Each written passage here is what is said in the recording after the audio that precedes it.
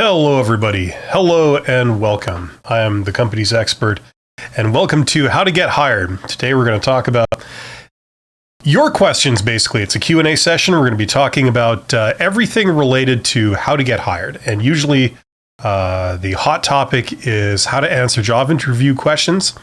But we are not just limited to that. We're also going to be talking about anything to do with the hiring process.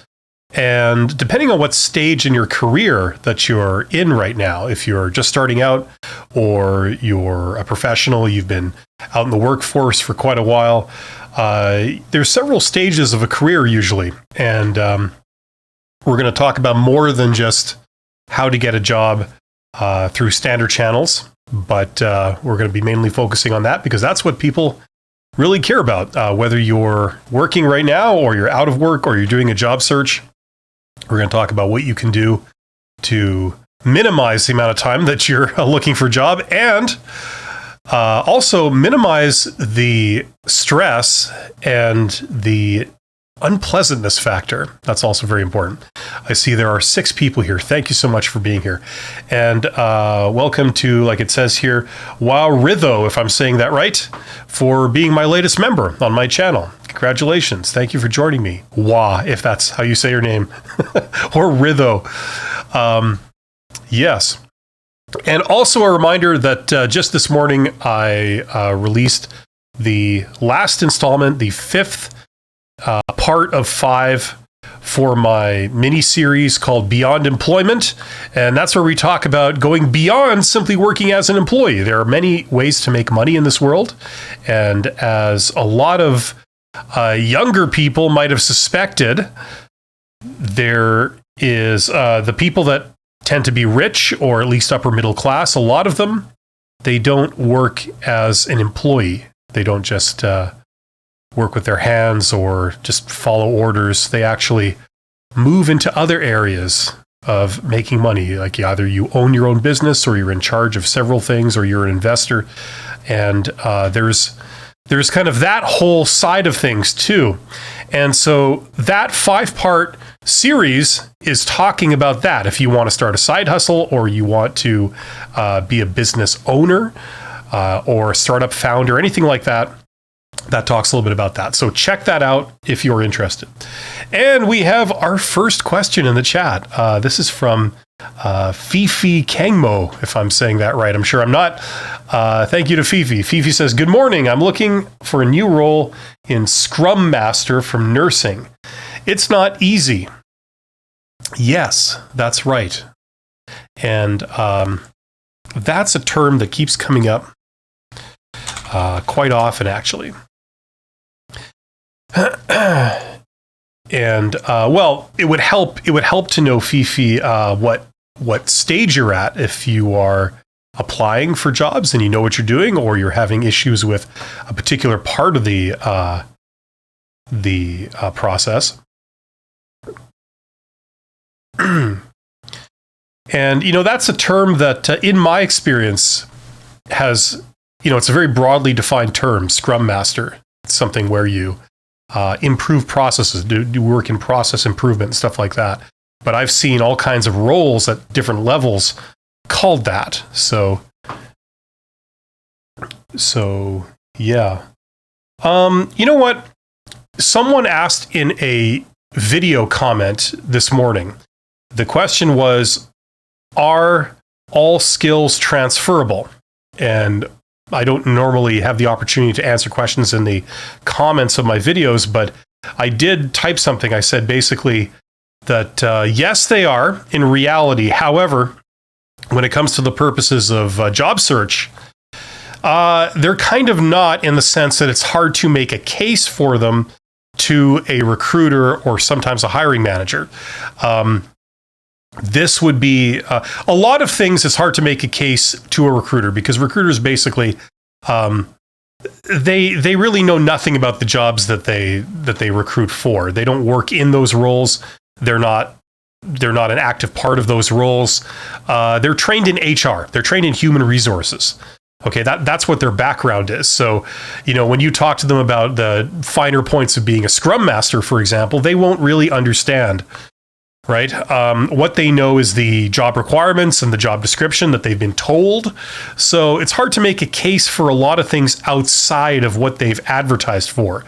However, for a hiring manager, they're a bit more, what's the word? I don't want to say understanding, a bit more knowledgeable, a bit more aware of different skills and how they can relate to the role that they're looking to fill. Okay, so you might be able to get further, sort of trumpeting those skills to them. But even hiring managers, if you're talking about skills outside of their area, like Fifi is talking about nursing, you're trying to make a transition from nursing to a Scrum Master. If you're hiring manager, your boss in the Scrum Master role, I don't think they know a lot about nursing. I'm assuming you're jumping industries here. So it's hard to make that case. However, in reality, pretty much, I would say, I'm going to say it. All skills are transferable to a degree, okay? Because you do learn things directly or indirectly from being able to do any activity. Okay, so we know this. If you were doing what I was talking about earlier and doing a side hustle or starting your own business, then obviously those skills would be transferable. There's no question, right? But if you're trying to convince somebody else that you'd be a good Scrum Master because you're good at nursing, it depends on how aware they are of nursing and how much respect they have for nursing and all this kind of stuff. And if it's a recruiter, then it would be a very uphill battle on that one. Okay, that's why, and I know people hate me saying this, but it's true. That's why some form of networking is usually the best way to get a job. If you know someone there, then it's a lot better because they know you and they know that you're intelligent, you're responsible, you're capable, that kind of stuff. And that's already a leg above a stranger applying for a job. They don't know if that person is responsible and accountable and all that kind of stuff. So there you go. So there you go. So that's Fifi. I'm not able to land an interview yet. I have my resume. Yes, Fifi, listen, if you are changing industries, okay? The general rule, look, the general rule is that you don't go through recruiters if you're changing industries. The reason I say that is because the recruiter's job, what they're paid to do is they're given a list of requirements from a hiring manager, okay? And the recruiter is told, get me candidates that have all of these, okay? And bring them in for some interviews. That's the recruiter's job. So the problem is that if you don't have anything on that list of requirements, it's very hard to convince them that they should bring you in for an interview. Usually it doesn't work, okay? Because they're sort of under orders to provide candidates and source candidates that have those requirements. That's their role. Now, the hiring manager, that's the person who has sort of assigned this job to the recruiter, okay? That's usually how it goes. And they're a little bit more flexible, okay? So for example, if you're changing industries and you want to be a Scrum Master, but let's say you've never worked as a Scrum Master, you've worked in nursing, but I don't know, you've got a PhD in nursing and you've got 35 years experience in nursing, and you did work in a hospital that was very similar to a Scrum Master role in the normal course of your duties as a nurse, okay? And you present yourself to the hiring manager and they see how responsible you are and how professional you are and how wonderful you are to deal with. And then they listen to your case for why you think you'd be able to do the Scrum Master role. Then they're in a position to say, you know what? Yeah, come on in. I'm going to consider you for this position. Okay, so they have that leeway to be able to do that. A recruiter is a little bit different. Their hands are tied in some ways, because if one of the requirements given to them was that you had to have 5 years experience as a Scrum Master, and you send in your resume and they don't see that on your resume, they won't call you in for an interview. That's usually how it goes. So that's why the way to break that cycle is to communicate directly to the hiring manager in some way. Okay? So that's the short answer, okay? You can go through standard channels. That's how a lot of people get jobs. But when you're jumping industries, it's a bit of a challenge to do it that way. Usually you do it through some form of networking. And like I've said extensively, and I'll just get off this topic very quickly because I know I've said this a million times. The short version of how that works is you don't have to know the hiring manager. You don't have to know anyone connected to the hiring manager. What you can do is you can contact the hiring manager. You can do it over the internet, okay? You don't have to do it in person. You don't have to do it by phone, and make a good case for yourself. And when you do that, okay, that's a networking activity because they're getting a free sample of what you're like. You're signaling your initiative, your passion for the job by contacting them. And then they're getting a free sample of how professional you are, how good your communication skills are, and how awesome you are to deal with, all through that process. Okay. So that's the advantage of doing that. And if you do that and you're the only person that's applying for the job that way, you already have an advantage over every other person that applied through standard channels, through the recruiter. Okay. You already have demonstrated, you've proven qualities they're looking for, as opposed to candidates that have sent in an application. Everything is unproven for them. Their resume could be a complete fabrication. So that's how you change industries. I believe I have a video somewhere on how to change industries. So check that out to go into more detail. But thank you for the question. Okay, Andrew. Andrew says, what is your favorite sport to play? Well, as you can tell by my physique, I play lots of sports, but I'm in Canada and it's cold here in the winter, and hockey is my favorite one to watch on TV. Let's put it that way. Lino Walker, who I recognize because Lino has been here before. I love your LinkedIn videos. I wanted to ask, how would you apply those methods if you couldn't physically meet hiring managers? They're not in my area and I want to continue working remotely. That's a good one. That's a good one. I've never actually done that myself. So I don't absolutely know how to do that for a fact. If I had to do it, what I'd suspect is the obvious thing to do would be to have a phone call, would be the most convenient. And, you could set up a video call. I'm an older guy, so I would do a phone call simply because when you have an exchange via DM, like, on LinkedIn messaging or something like that, however you're contacting them, it's easy. Just either you can see their phone number, sometimes it's part of a signature on LinkedIn or emails or whatever, or it's very easy to say, what's your phone number? It's not like, do you use Teams? Do you use Zoom? Or do you prefer Skype? You don't have to go through any of that. You can just say, what's your phone number? And then do it that way. Phone calls are not as effective as meeting in person. Okay, it's for a start, they're a lot shorter. Okay, when was the last time you had a 90-minute phone call with somebody, that you hadn't previously met, right? But it's certainly possible to have a 90-minute meeting with somebody that you haven't met. Okay, if you set it up correctly and do it properly. So that's what I would try and do. It's not ideal, but I imagine it can be done. Okay, so that's what I would try and do if it were me. That's all I can say. I haven't tried to meet people in other cities that I haven't met in person. A way also to do that's indirect is if you go to some kind of event, you go to a conference or a trade show or a job fair or something like that. Okay, so you're actually meeting these people, but maybe they're from a different location. You could, I suppose, do it that way if it was set up a certain way.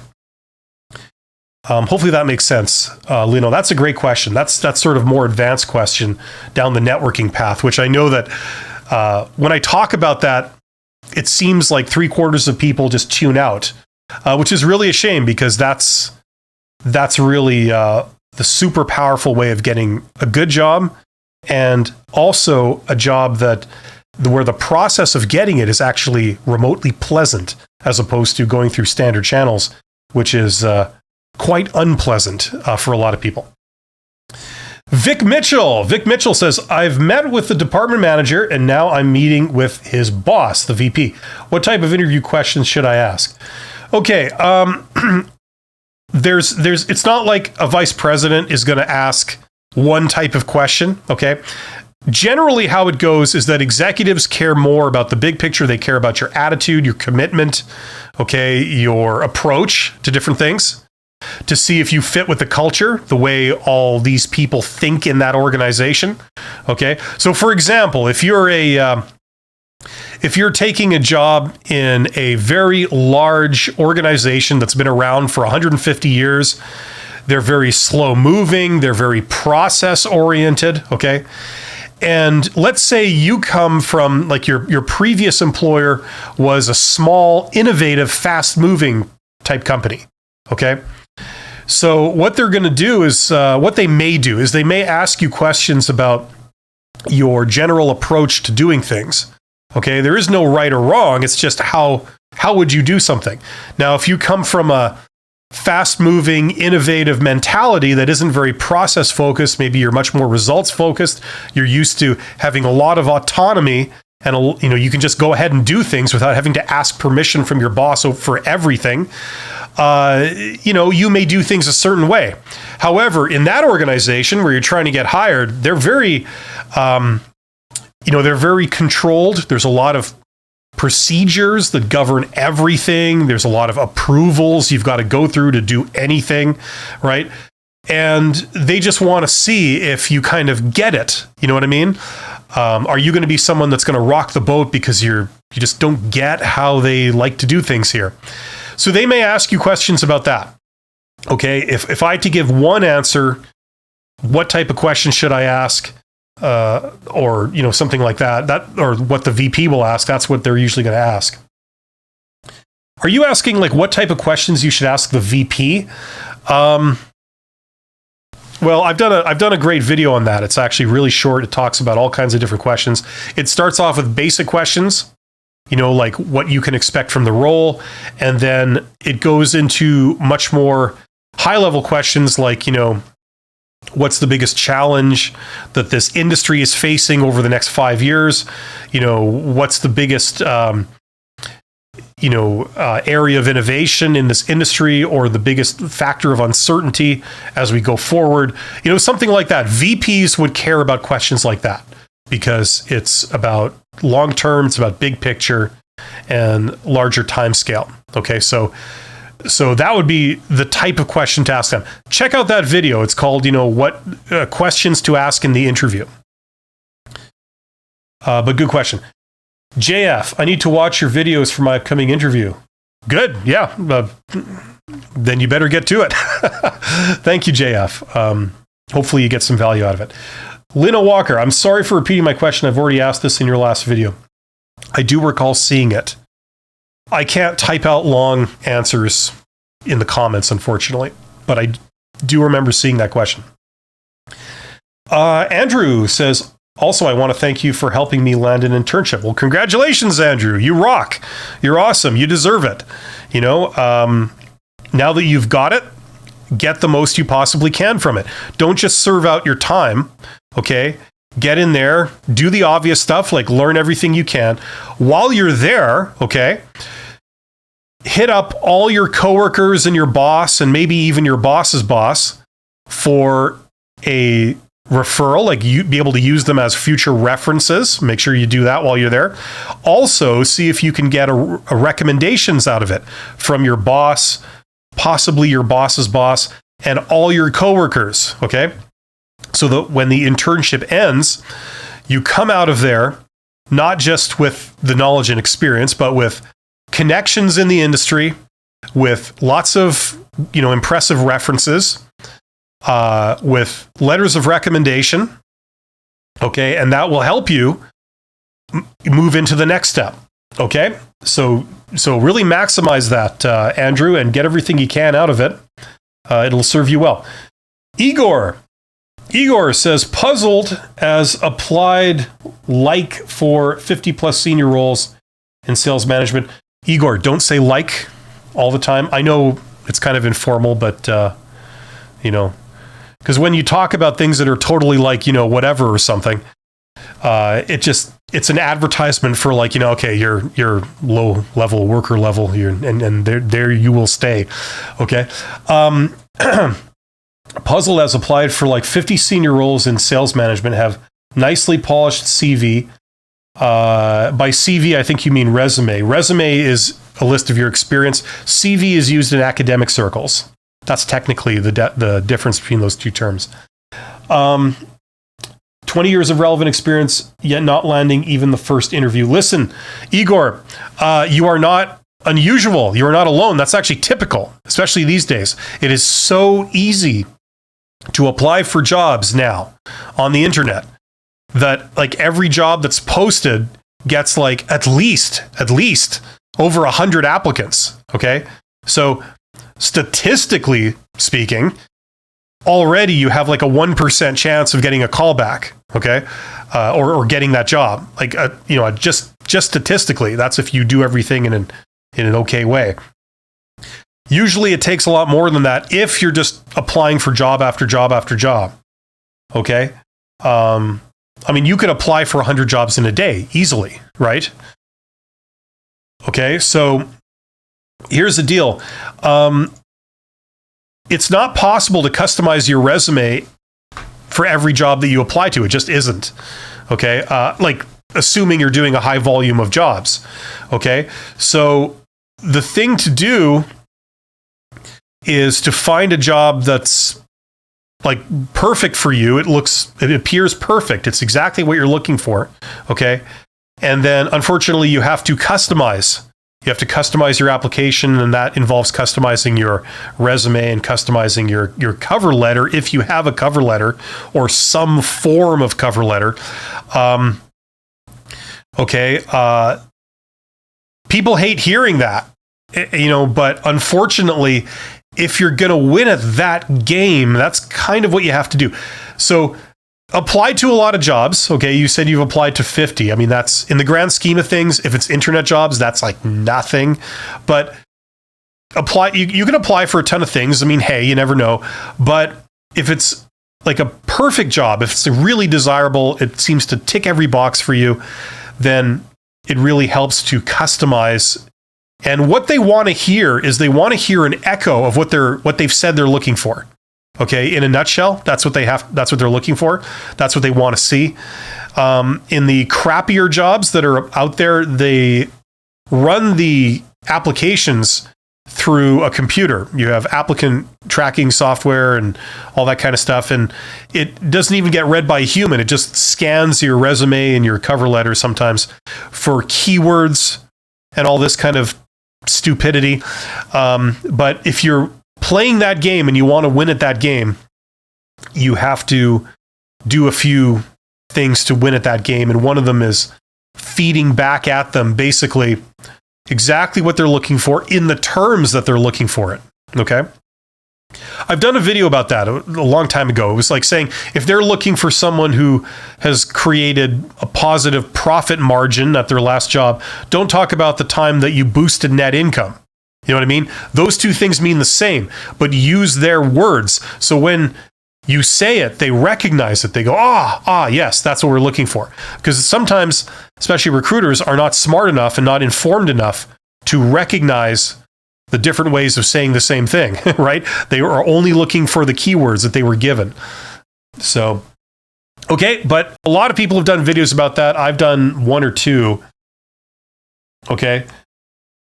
But if you have 20 years experience, you should definitely look into networking. Okay. That is how most people get jobs.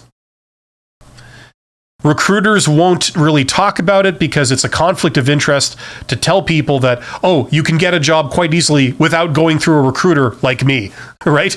It's a conflict of interest. I'm not a recruiter. I'm a former CEO. I've managed HR departments and things.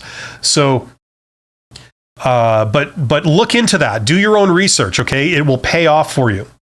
Yes, I have a course that talks about it, but I mean, do your own basic research about that stuff, and it will pay off for you. Okay, Fifi, thank you for your help. You're absolutely welcome, Fifi. I wish you all the best. Lino says, thank you so much for the answer. Absolutely no problem, Lino. That's what I'm here for. I'm glad you seem to be happy with it. AZ.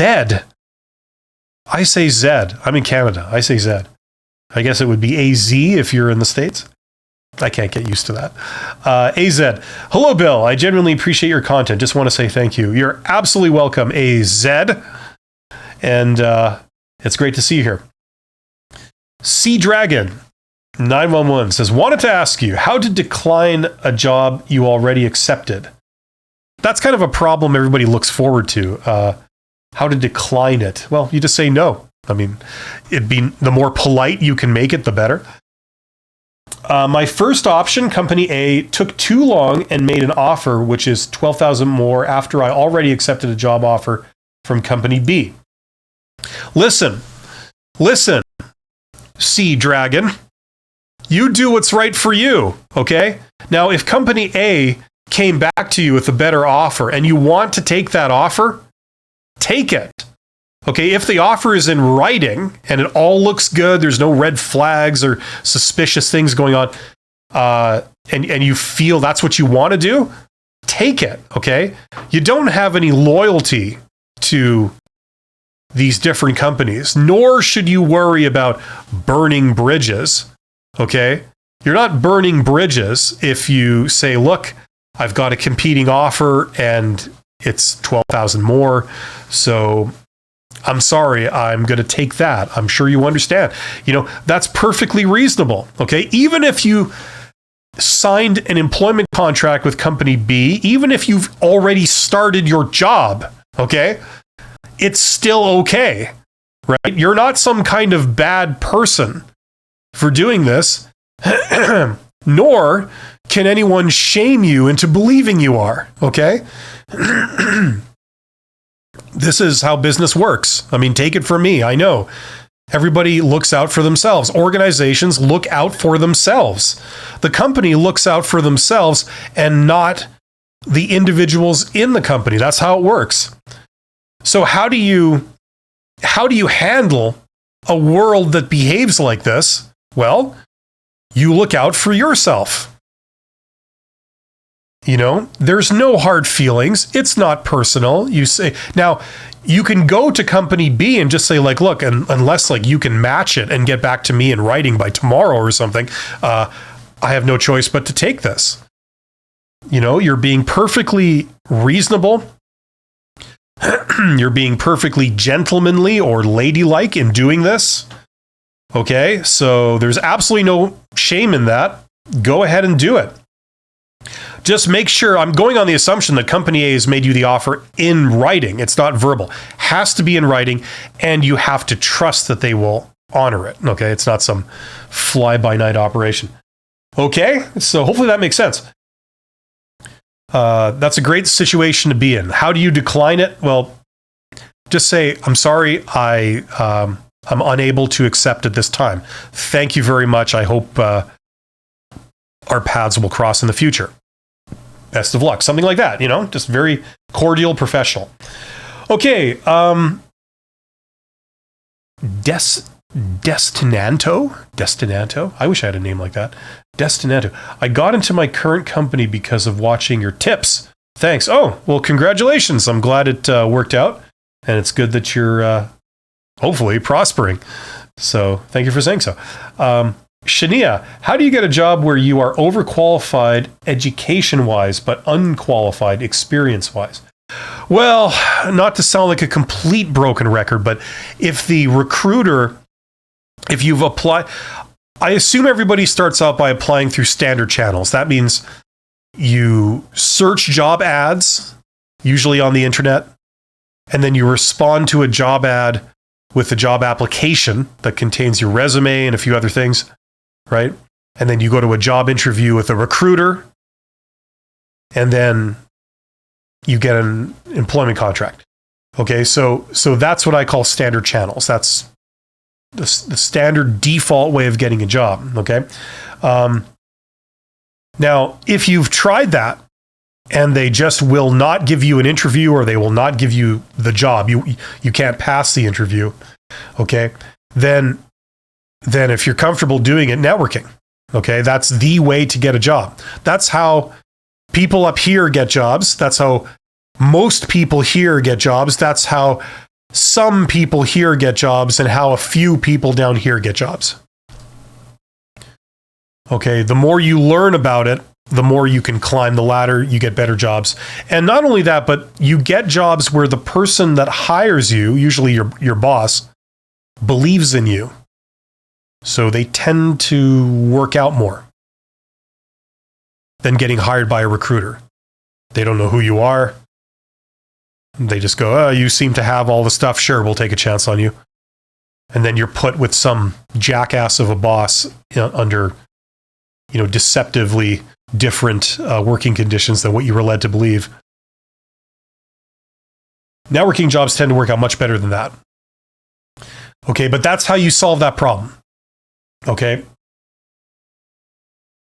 I hate to say the same thing over again, but look into it. Okay, do your own research. The problem with networking is that you're going around the standard channels. You're going around the whole recruiter HR organization, and so you get a lot of people telling you that that doesn't work when it does, and you can easily see proof of that by doing your own research.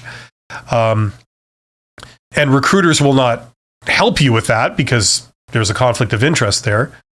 You're bypassing the recruiter. You're going straight to the hiring managers, right? Or you're going straight to a high level person, which is even better.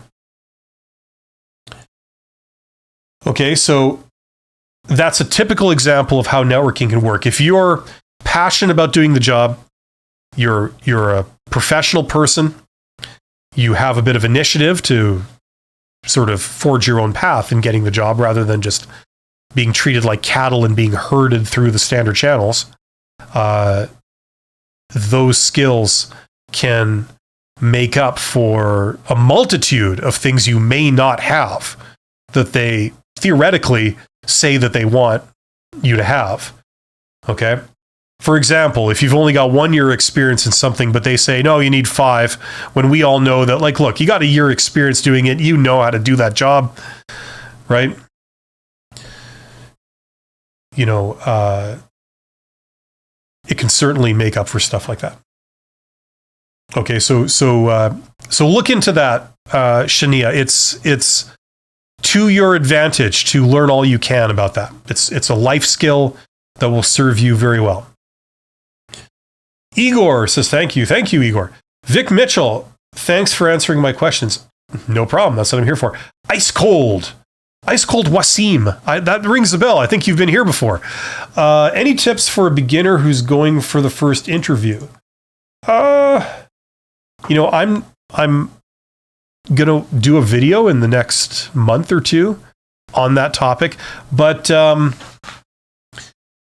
a beginner who's going for the first interview, listen, practice as much as you can, okay? You don't learn job interviews just by magically being good at them or being a certain type of person that's just good in interviews. You don't learn them that way, okay? You learn by practice. So practice at home on your own, which I suspect you're doing by the fact that you're here. Okay, learn the answers to questions, get your answers prepared for, the standard questions, things like this, okay? Then practice with somebody else, okay? That I cannot overstate how important that is to prepare you. Okay, so even if it's like a family member, just say, can you come in here and help me practice how to do a job interview? Give them some questions or tell them, go on the internet, make a short list of questions, and then you be the interviewer and I'll be me and, the candidate, and let's do a pretend interview. Okay. That's the best way to prepare. Okay. And it also simulates the awkwardness and maybe the nervousness that you might feel doing the real thing. Okay, so that's actually really good. It gives you a sort of preview of how it's going to feel and how it's going to go. So the more of that you do, the better. Okay. Beyond that, specifically, there are about, 7 or so standard interview questions. Learn what those questions are and learn the answers to them. Okay.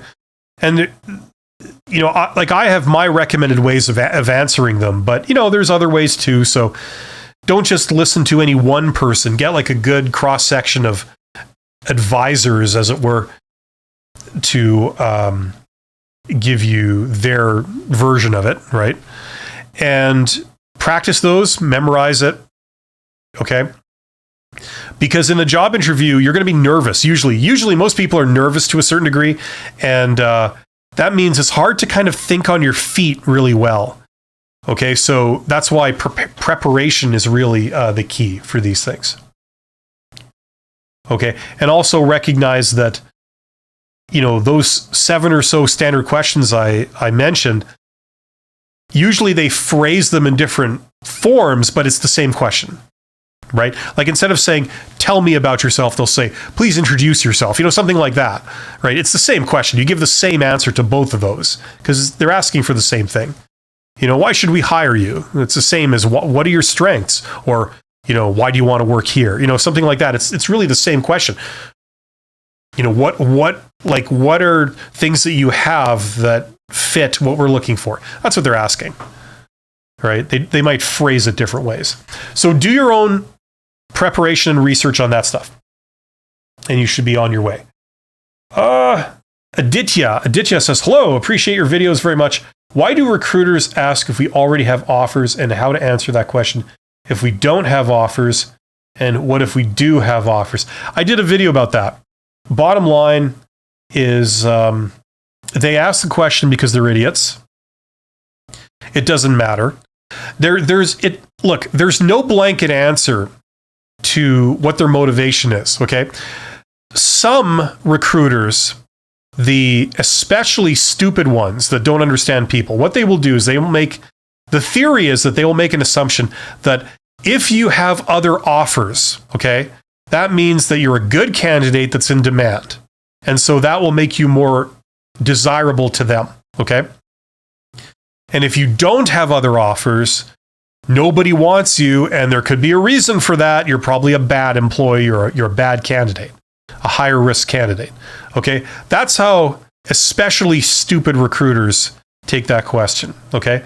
Another reason they could be asking that question is because they want to see if you're a sure bet or you're kind of already spoken for. You know, like other people are in the process of hiring you, and once that process is finished, you will be unavailable to work here, right? So if you say yes, in that case, it has the opposite effect. They'll eliminate you because, oh, okay, you're already getting hired somewhere else. Okay, fine. I'm not interested. It's going to be embarrassing for me if I recommend to my boss that we bring you in and then you decline our interview. You know, that's kind of embarrassing. You know, something like that. Or we make you an offer and then you decline it because you've already been hired somewhere else or you already got a competing offer. So there's no blanket universal answer that will make you look good. It depends on what situation they're in, right? Does that make sense? So it's a situation where you could be damned if you do or you're damned if you don't. Now, what I recommend is that you say, no, nothing to speak of, and then you don't elaborate on that question. You deflect the question. Because quite frankly, it's none of their business if some other party offers you a job or you're in negotiations with them. It's none of their business. Okay? They are not entitled to that information legally, and it's sort of invasive. It's like them asking you, do you have a good relationship with your wife or your husband? It's like, that's none of your business. You know what I mean? Like I know that the structure of this interaction is you ask me questions and I answer them, but that crosses the line into personal confidential information that is irrelevant to this discussion. Okay, so, and then finally, the other dimension to that is it has been known that if you give full and complete information about a competing job offer you have from another company, this company will go and try and sabotage that. They will make that offer evaporate. Okay, if you tell them, oh yeah, this recruiter from this company has given me an offer for this and I'm still considering it, or I'm hoping to hear back in 2 days. They go, thank you very much. Little do you know, they actually know that person. They call them up and say, yeah, I had this terrible interview with this candidate today. Oh my God, they were bad. They put off, they told me that they used to drink on the job, like that kind of thing. And so they sabotage your other job offer. That doesn't happen too often, but it has been known. So that's the other reason that you want to keep this stuff confidential. In my opinion, others may advise differently, but that's kind of my position on it.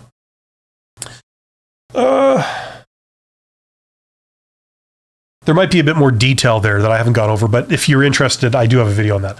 Mohit says, I'm in Paris, in Gay Paris. Bonjour. And they only want French speakers. Just go in there and say, oh, and put the fake mustache and twirl it.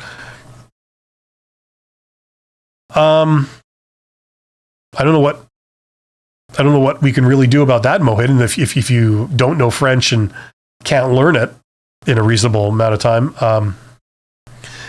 if this is a big deal to you, and it may make some sense to learn some French, you can start off by watching French TV, if that's still a thing, or just watching a lot of French videos.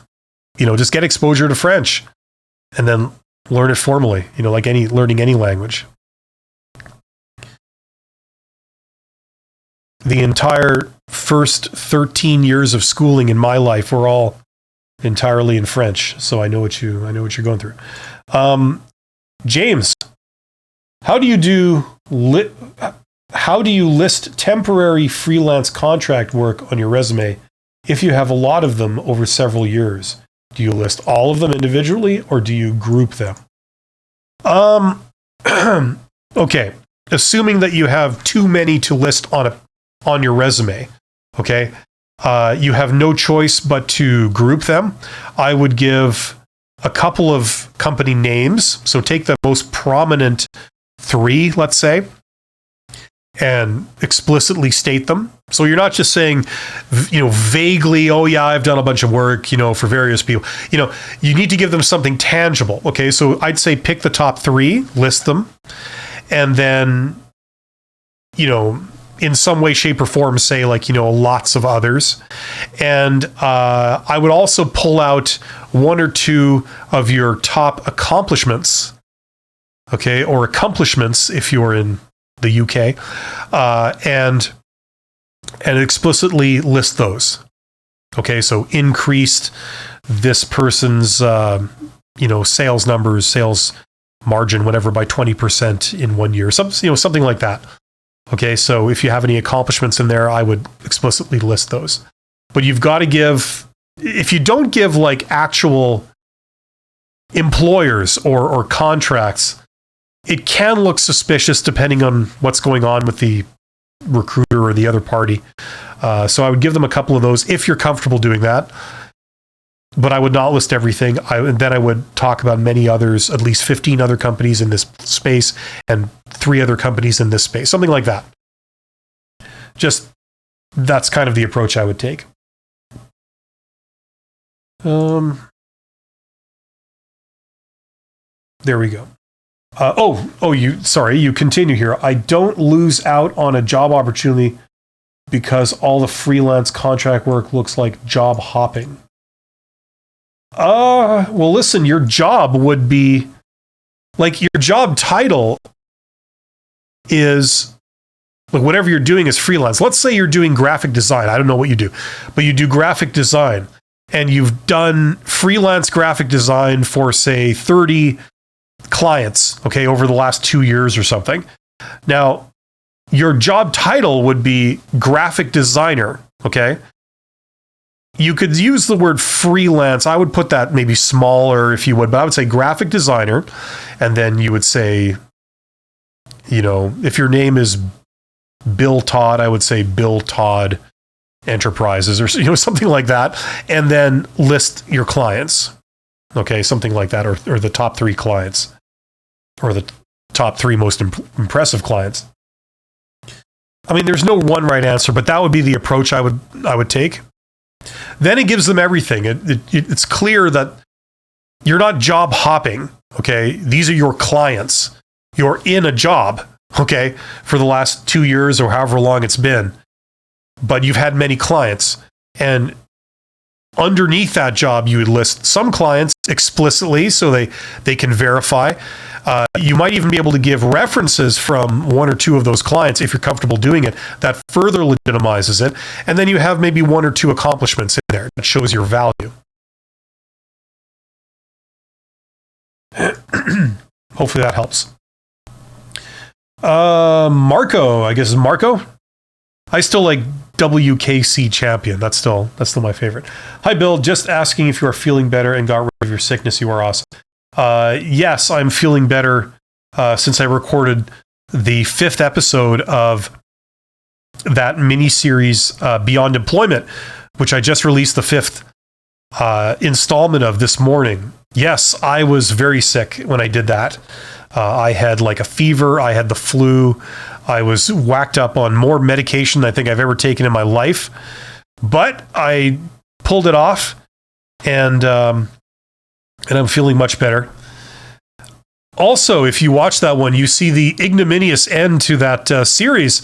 My connection got cut off or some weirdness. I think my computer tried to do an update or something stupid like that. Something happened, and you got like a 30-second drop in my internet connection. And then when it came back, the live stream was done. So you see me being confused about that live on the air, and then you see like me talking to essentially nobody for the last few minutes or whatever it is, and then so the live stream sort of ended there. Unfortunately, it was cut off, but on the replay you get the whole thing, and that's what I put out this morning on this channel. So if you want to see a sort of horrible car accident in the happening before your very eyes in symbolically, you can check that out.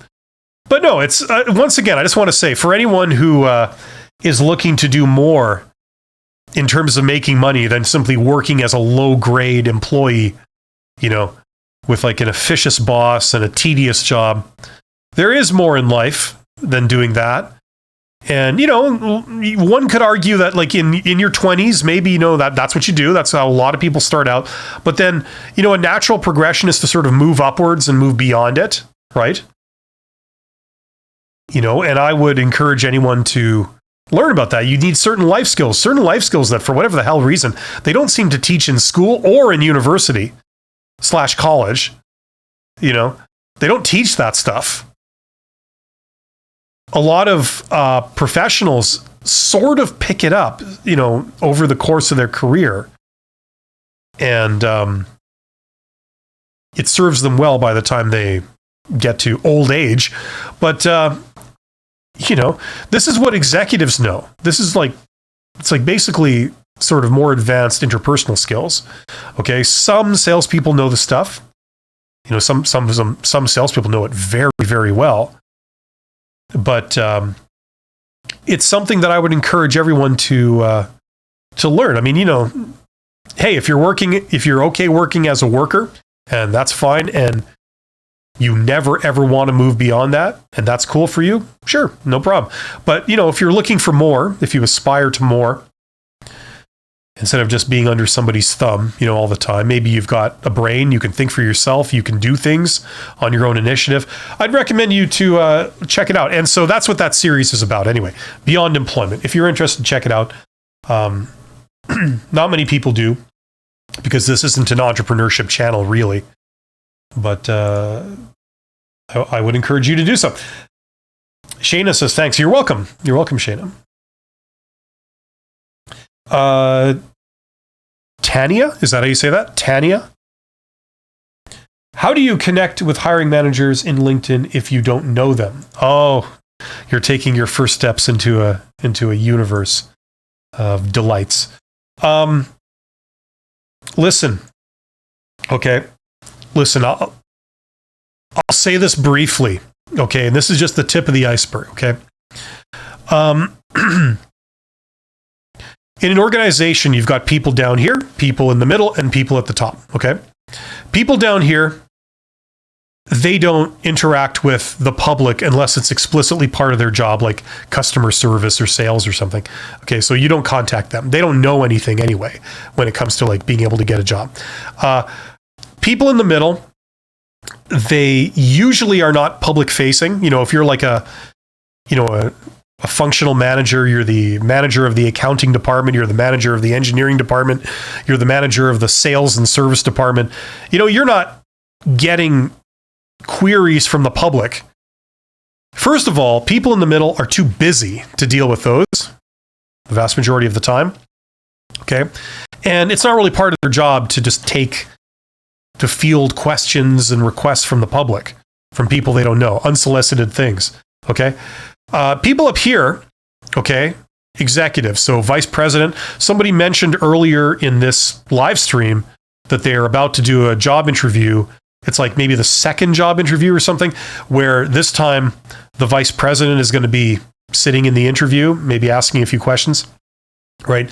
Those people, the executives, okay, and I mean, I'm not talking about executives of Fortune 500 companies that are like superstars or something, media darlings.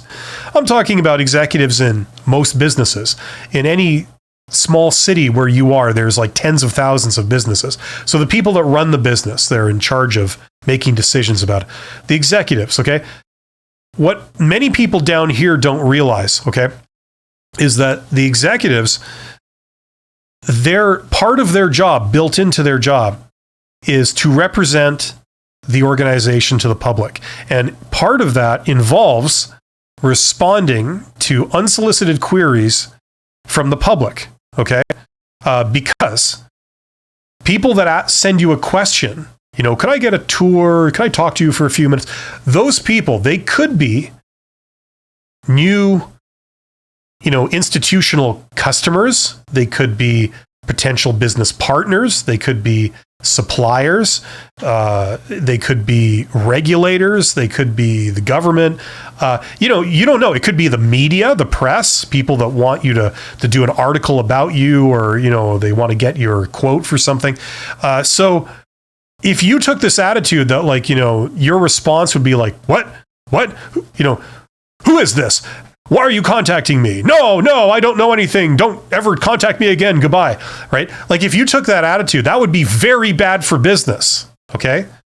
So the thing is, if you contact someone up here, okay, and, you know, we're talking about like essentially sending a message of some kind, an email or a quick message on LinkedIn, but it follows protocol. It's professional. Okay. It is asking for something totally reasonable, totally typical. You know, there's no red flags. You know, they're not trying to sell you something. They're not trying to, you know, get at you or attack you or shame you in some way. You know what I mean? It's most people up here will respond to those. Okay. If it's done right. Okay. And, so that's what you do. You send a reasonable request to them. You say, you know, I mean, there's many things you could ask for, but you don't say, you know, can I have a job? Right? You know, anyway, I mean, I could get into it, but that's not what this live stream is about. Most people don't really care about this. Incidentally, this is what I talk about in my screen is backwards. So I have to, in this course, okay, like it goes through all main methods of getting hired, from how to answer job interview questions to this stuff. And it really goes deep into this stuff. Okay. So there you go. I mean, you can contact people a variety of ways over LinkedIn. For a start, there's InMails, right? I do not recommend InMails, but you could do that. You could also connect with them, like literally send a connection request, usually with a note. And if they connect with you, then you can send messages to them, no problem. Okay, that's another way. Okay, there's a whole bunch of things you can do, and I can't really get into it here, but hopefully I've addressed that a little bit.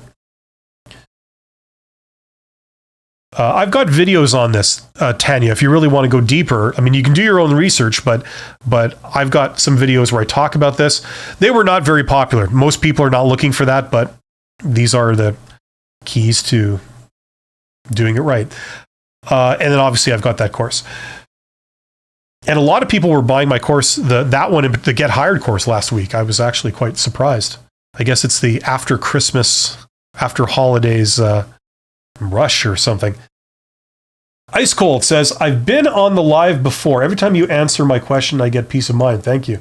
Well, good. I'm glad it's somewhat useful. And I recognize your name.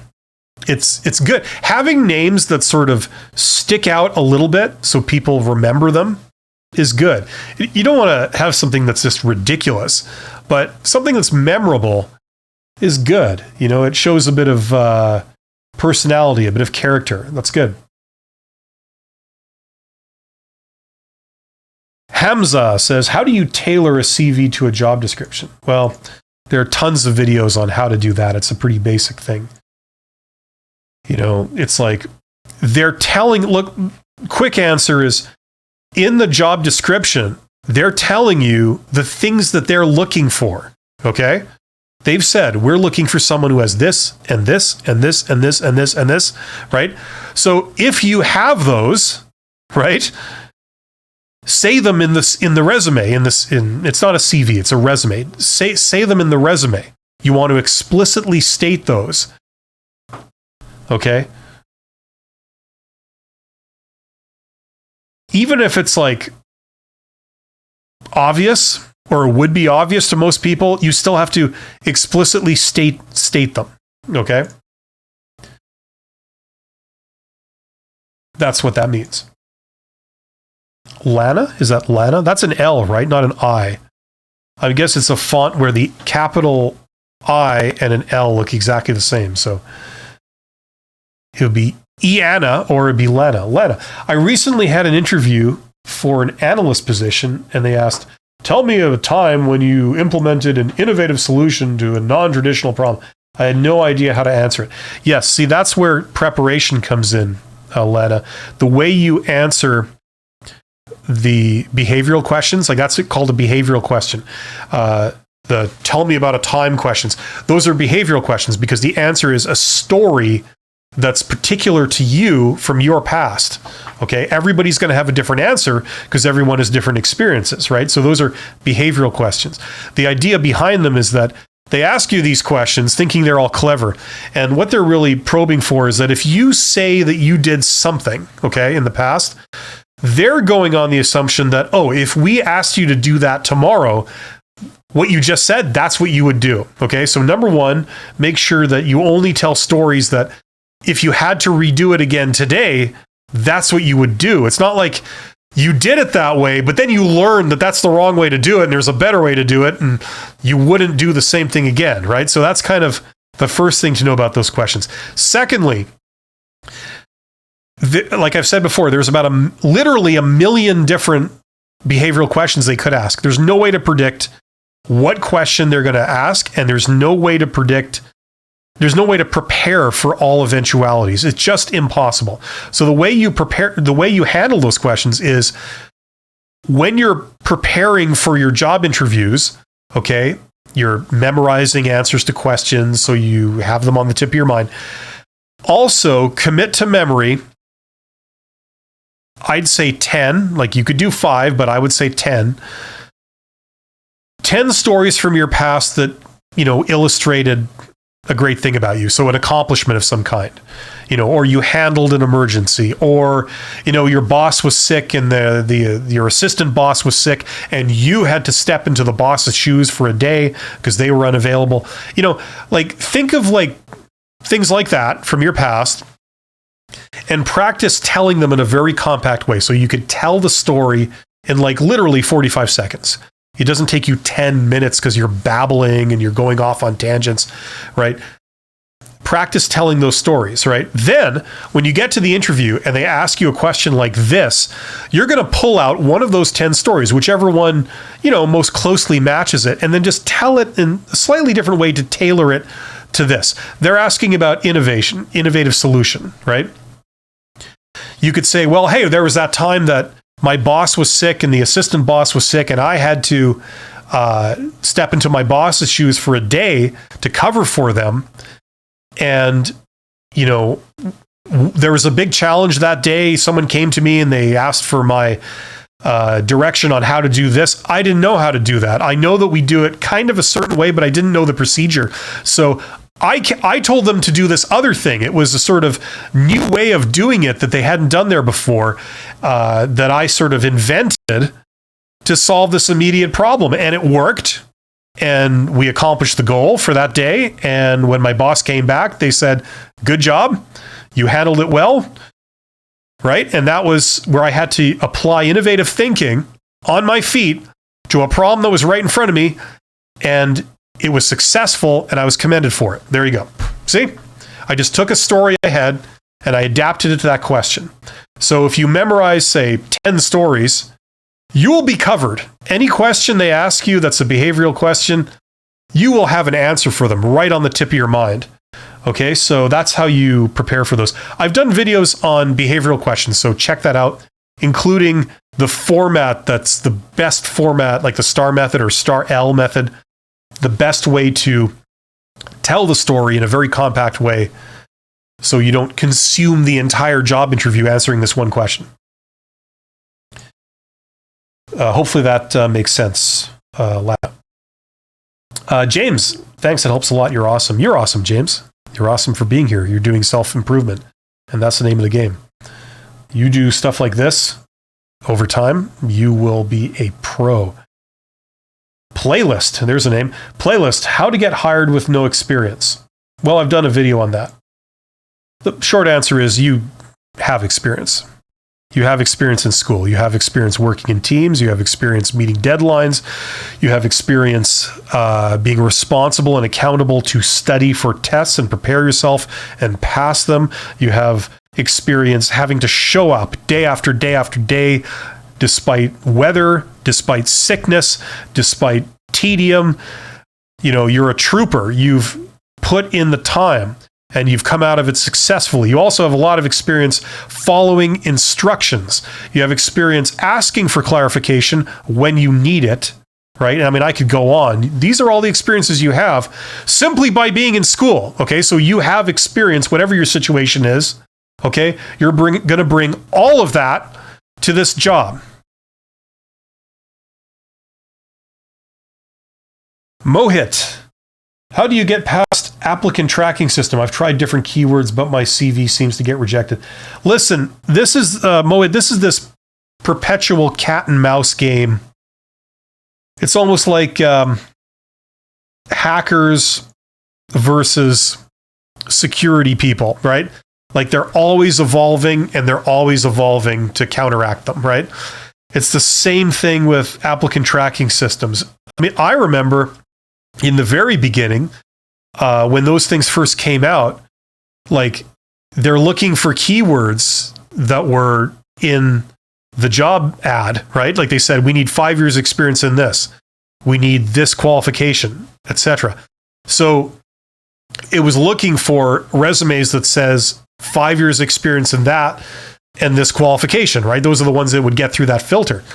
So the hack was take the entire text of the job ad and, paste it at the bottom of your resume in transparent font that's tiny, and then your resume always gets picked up by the applicant tracking software. I mean, then of course they've evolved to now that they know of that hack, they don't do it. Listen, it's not a game that you really want to play, okay? Because generally the jobs that use that tend to be crappy jobs that it's just not something you want to spend your life doing. The good jobs are not found at the other end of an applicant tracking software filter, okay?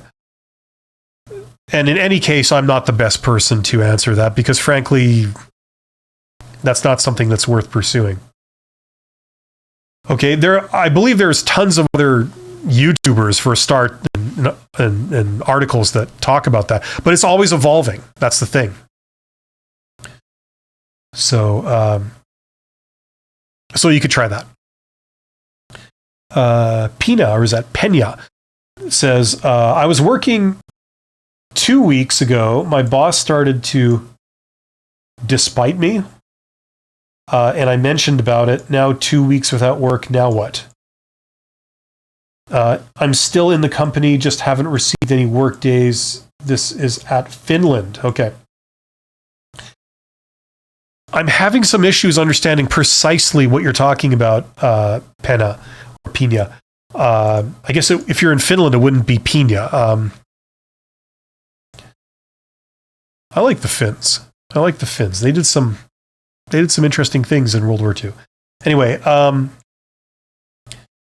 listen. That's very general. I mean, now what? It's first of all, it seems to me like it's time to start looking for a new job, right? The first thing I suppose would be to see if you can patch things up with your current boss. I think you mean despise me. Is that what you're trying to say? Oh God. Time for a drink. You don't mind if my head turns purple, do you? Okay. So number one, if you're not getting any hours, it's a non-workable situation, obviously, right? So go and try and patch things up with your boss if you think that's possible. If it isn't possible, start looking for another job, okay? You've got to do what's right for yourself. Companies are not loyal to workers. They are just not, okay? So you've got to look out for yourself and start looking. Well, apply for other positions, okay? Learn about how to apply for jobs and how to do job interviews and all that kind of stuff and start applying, especially now that you have some free time on your hands, okay? So now what? That's what I would say, okay? So you've got a big task ahead of you. It's not that hard, but it does require a little bit of work. Okay, do a job search and don't just do one method of applying for jobs. Don't just go through standard channels where you respond to job ads. I would also look into networking as a component of your job search. Okay, so learn about that. You got a lot of learning to do. And then practice how to do job interviews. And if your boss eventually gives you more hours and you're happy with that, great. But in the meantime, you're sort of giving yourself some insurance here and trying to get something happening as an alternative. Having lots of options gives you power, okay? And if your only option is to hope that your boss gives you hours and your boss despises you, that doesn't look so good, right? So start looking. Hopefully that makes sense. Thank you for the question, Penna. Kevin says, Bill, what advice do you have to increase an offer when I get to the salary negotiation stage after receiving the official offer? That's pretty involved. That's not like a 2-minute answer. Bottom line is, obviously, like you just said, you have to have received an offer in writing. Okay, so they're waiting for you to sign it and return it. Okay, like that's the stage you're at. You can't negotiate at any point before that. Okay, and it doesn't matter what was said earlier. All that matters is under what conditions would you sign that piece of paper. That's the only thing that matters here. Okay, so it's wide open. Now, what advice to do to get the salary negotiation stage? Okay, you want to increase an offer. Okay. Well, the thing that I always say that's very compact is basically negotiating 101, which is you have to give stuff. You can't just sit back, give nothing, and then demand all these things, right? I need you to pay me more. I need a signing bonus. I need more vacation. I need better benefit. And no, I'm not going to start earlier. I'm not going to take on any responsibilities. I'm not going to give you any assurances. You know what I'm saying? You have to give something. So the bottom line is you don't have to justify anything. Okay. You don't have to. It's this feeling you have like, if I ask for something, I have to justify why I'm asking. You don't. That's an illusion. Okay. The only thing that matters is, will you accept it or not? Okay. If you don't, no hard feelings. Okay. It's just not working out. It's just not in the cards. Okay. Now, The other thing I want to mention is that before you can negotiate, like, a lot of people don't understand what negotiation is. They think it's like persuasion. I'm going to persuade you to give me more money, right? It doesn't work like that. Negotiation, like I kind of just said in the previous question, options give you power, okay? So let's pretend you had 3 job offers in your lap right now. As you can appreciate, it'll be easier to say, oh, you're offering me, I don't know, 35,000. I'm going to need 41. Okay. So let me know if you can do that. If not, thanks anyway. Right. It's very easy to do that because, if they say no, it's like, okay, you're still fine. Right. If you honestly believe you're worth 41,000, then you're perfectly justified in doing that to yourself. It's like, hey, you can't give me 41,000. Hey, that's what I'm worth. So I have absolutely no problem in walking away with that, especially when I got 2 other job offers in my hands, right? Okay. But take the same situation where you have no other job offers. You're absolutely desperate for money. You need to make rent or whatever. You're going to get evicted or, whatever the issue is. Obviously, it's very risky doing that, right? So more options give you more power, okay? So the more options you can get for yourself, the better, right? Let's just say that. And then the other thing is that when you're communicating with them, the way I would do it is I'd call them up. I wouldn't do this over like email or whatever. I would call them up, or better yet, do like a video call if possible, and say like, great, thank you so much for sending the offer. I'm very excited. This is great.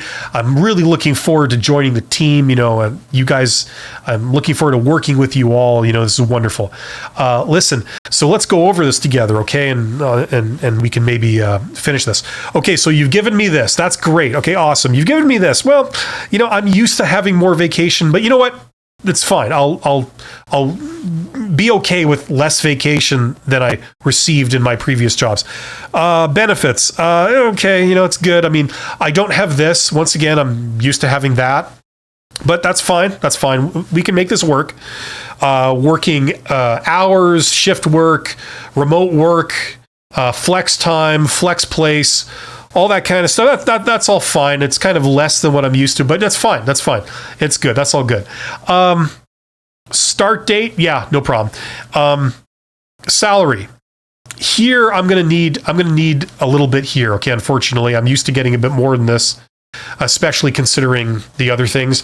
So I'm going to need you to change that number to this. If you can do that, then we got a deal and I can start whenever you want. And then see what they say. Okay, so you're basically communicating that, yes, you're excited about it, which means you're going to be a good employee. At least that suggests it. And, you're willing to give them stuff. You're not just like greedy. You want everything, right? You're willing to give and take, which is also a good thing. You're signaling that you're reasonable to deal with, right? And if you have a small ask for the salary or something, usually that is fine, and they will give it to you just to end this process and fill the position, because that's what these people want. It's painful for them if they believe that you'll walk away from it. If they believe that, that's painful for them, for like just this little tiny, a few pennies. They have to go through more rounds of job interviews and background checks and discussions internally over this, right? That's painful. That costs them money directly in their time and in their effort, taken away from other more pressing projects and things that they need to do, right? So it's painful for them. So if they believe that it really does hinge on giving you that extra little bit, usually they'll do it if you have a reasonable request that's doable for them, okay? Now, those are some ifs, but a lot of times this is true. A lot of times you can pull it. The problem is that if they say no, it turns out that nope, that was the highest they could possibly go. They want to go higher, but they can't. Then it's bad for you. They have to say no, and you either take it anyway, which kind of signals that you were just lying to them, or you don't have a job, and if you're desperate for money, that's a problem, right? So having, number one, have options, okay? Number two, you give some stuff, and then ask for this. Okay. And then they have to believe that you'd actually say no. Because if the reality is that everybody believes they should be paid more. Everybody asks for more. Okay. And these people know that they've been around the block a few times. They know that everybody wants more money. And if you just say, no, sorry, this is the best we can do, eventually they go, okay. And they just take it. Right. So sometimes you have to be prepared to say, okay, well, listen, I'll get back to you. Meaning I will never get back to you. We're done. It's a no. And then they go, wait. Hey, let's not be hasty. Let's talk about this, right? Let's see what we can do. Okay, it's a big topic. It's hard to get into properly here, but hopefully that makes some sense. I've done an hour-long video on salary negotiation. And it still wasn't enough to talk about everything. So there you go. I might do a course on it at some point. Anyway, hopefully that makes sense. That's a good question, Kevin. Alvin Wendt says, what's the best way to get hired into higher level positions like a VP or C-suite when you are further in your career and are switching companies? The typical process doesn't seem... Well, what's the typical process? Are you talking about standard channels like job ad, application, recruiter? Yeah, that's not how people get hired for those things, generally. I'd say, this isn't a guess either. Like, I saw data on this that some American research company did. It didn't go by job title. It went by compensation. So people that are paid the equivalent of $300,000 US a year, over 90% of them get hired through networking. And as you go downward, it goes from 90% down to something like 40 or 50% for entry-level positions. So yeah, it's all networking. And I've talked about this before. But for executive level stuff, I hate the term branding. I hate it because it's very flavor of the month management business jargon. But you have to be known for something. You have to be known for your approach to things. And, for example, let's say you are a general manager and you're known for doing everything by the book. Okay. You have served in a couple of large organizations successfully by having slow and steady growth, right, in your business unit. But there's never been any regulatory issues. The company's never been sued. There's never been any safety or environmental infractions. Nothing like that, because you do everything by the book, right? And if there isn't proper procedure there to govern things, you write that procedure. That's who you are, right? Trustworthy, by the book, slow but steady growth. No issues, no headaches, no panics. That's who you are, right? So let's say that's your reputation, okay, internally to the places you've worked. Well, what you can do is you can start to spread that reputation outside of your organization. Let's say you represent the company. If you're the head of the accounting department, let's say you go to accounting trade shows or, start writing articles in accounting journals or help with some regulatory stuff or advisory stuff. You do that, okay? So your reputation is starting to spread. People know who you are. You're gaining legitimacy. Okay, you're a recognized name and you're recognized for a certain approach. Okay, that enables you to jump into maybe a role of a chief financial officer or something at a larger organization because, first of all, you have the chops, but then also you have a big track record of success and success of a certain kind, and you're well known for doing it so that if they want to verify who you are that they're getting to be in this role, they ask around, and all the regulators and all the other people in the industry, they all know you, and they know that you're known for this. Okay? And when I say industry, I mean, it could be like a little teeny tiny corner, of the world. It could be the new home construction industry in a particular corner of the city of Detroit in the States. It was something like that, right? Like just a little piece of a little industry in a little region. Okay, something like that. And then you would have a lot of credibility if you were to try and get a job, a higher level job for one of the companies in that space. Okay. Anyway, I could go on forever, but hopefully that makes sense. That's usually how these things are done. Okay, Penna again. I have many bosses at my work. This one makes fun of me at work, and I said at the work straight to him, "You can't do that." Okay. Sometimes that works, sometimes that doesn't. Sometimes you can fight it and win. Sometimes it's just time to move on because it's not a place you want to be. Is it really worth fighting for? That's what you got to ask. Sometimes it is, sometimes it isn't. Okay? Sometimes you want to, if this is unprofessional conduct, if this is harassment, if this is discrimination, if this is human rights violations, whatever, it can be worth it to fight it. Other times, it's a crappy job. Everyone there sucks. Everyone there hates their job. Everyone there is underpaid. It's very volatile. It's not a place where people work long-term, like their whole careers or something. It might be best to just get out and find a better place. So I can't answer that for you. You have to decide for yourself.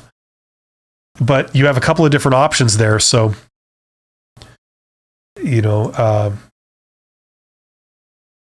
you just have to determine which it is. Hopefully that makes sense. Shweta K. How negotiate salary when boss asks, what is your expectation of salary? Well, I have done the most popular video, I believe, on my YouTube channel, on this YouTube channel, is how to answer in a job interview when they ask you, what are your salary expectations? So it's got like nearly 5 million views or something. Check out that video. Okay. That's probably a good start. And I've got a lot of other videos on that topic. Okay. If they ask that question on a job application, especially when it's like a form and you've got to put a number, obviously that's different to what you would say in an interview. Okay. So there's a couple of different things there. Just watch those videos and you should be good. Not a problem, Kevin. My pleasure. Same to you, Alvin. That's nice of you to say. And to Penna. So there you go. There's my questions. And we have reached the end of the questions so far that I show in my feed. So I'll give everyone just a second. And if you have any questions, feel free to ask in the chat.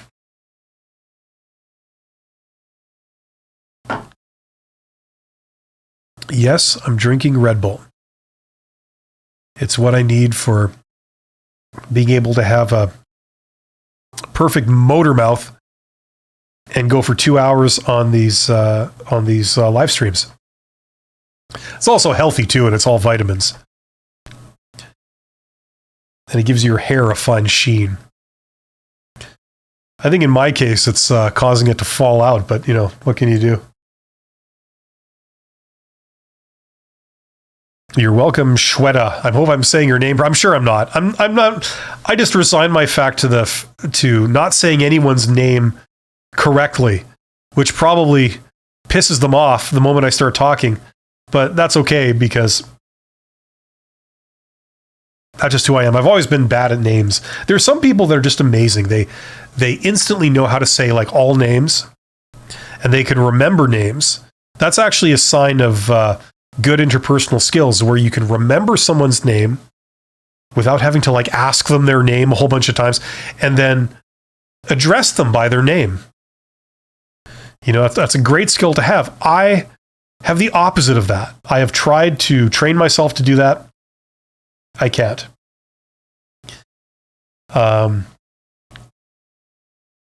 Yeah, Penna says only the amount of the sugar isn't good. Yeah, I'm actually drinking Diet Red Bull, right? So they replaced the sugar with aspartame, and I'm told that that's really not good either. So I don't know what the solution is. We could just like eat rocks or something and call it a day. It's like everything in food is like, harmful, is bad for you. They've been saying that for years, You just hope that the quantities that you're consuming are not like enough to get into the whole bad for you thing.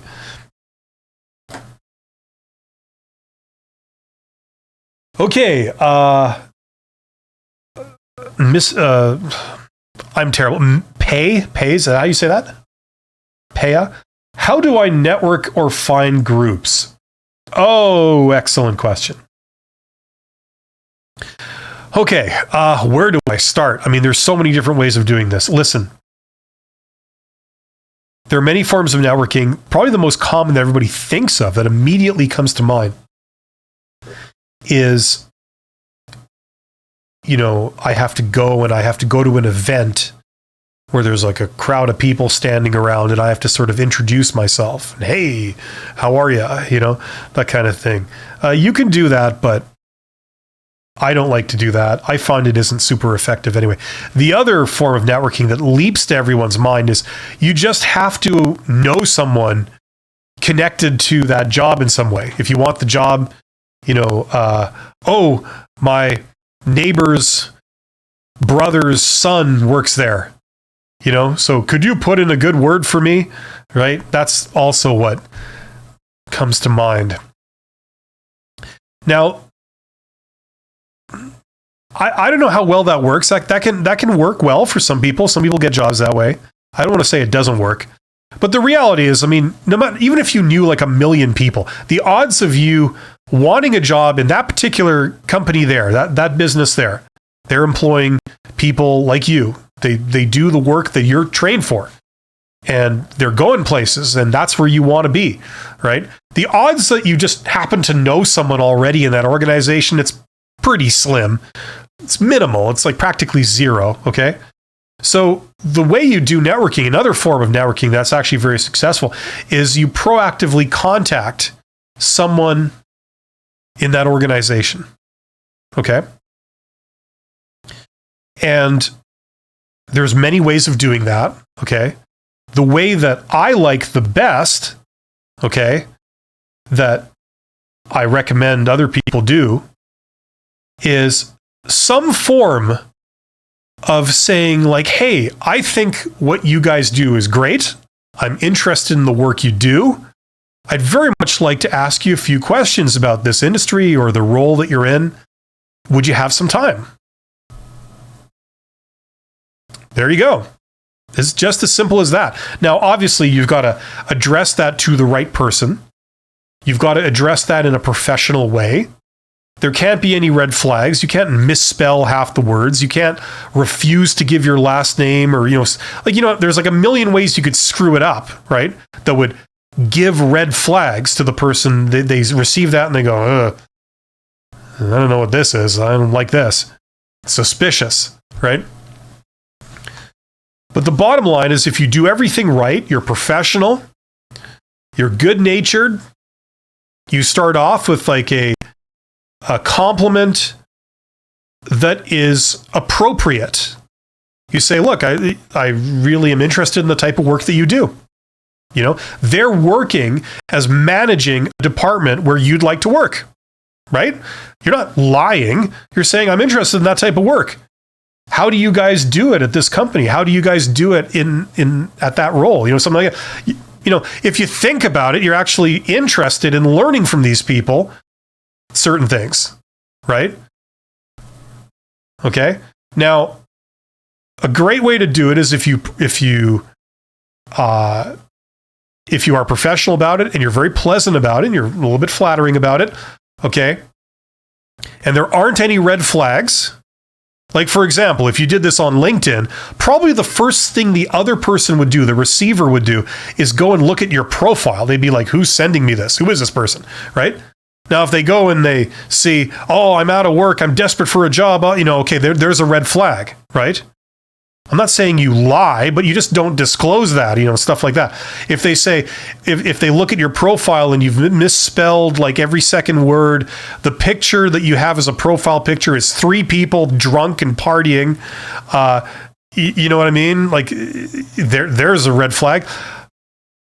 If they look at your profile and it's all about sales, I'm the salesperson, I sell this product, and I'm, they're like, oh, okay, they're just trying to sell me something, right? There's a red flag. Okay, so I mean, there's a million ways you can screw it up. It's about learning about those and not doing those, and saying something professional, reasonable, right? Now, some people you send that to, they just won't respond. Most people won't respond for various reasons. Either they're just introverts, and or they're just really busy, or they don't get on LinkedIn very often. They don't know how to use it. The message doesn't really get to them. Okay. There could be a whole variety of reasons, but the thing is, some people get that and they go, sure, yeah, it's actually very flattering that somebody thinks that what I do is actually interesting and they'd like to ask me a few questions. That's actually very flattering. And they seem like a nice person. This seems reasonable and professional. And, you don't really know who this person is. Maybe they're in the press and they want to do an article about me. Maybe they're, like I said earlier, maybe they could be a big customer for the company. They just want a little information. So like, okay, maybe you could come to my office, or maybe we could grab a coffee, or I'll respond to them and I'll say, sure, we could maybe do that. How do you want to do that? Right? They'll respond and take the next step. Okay.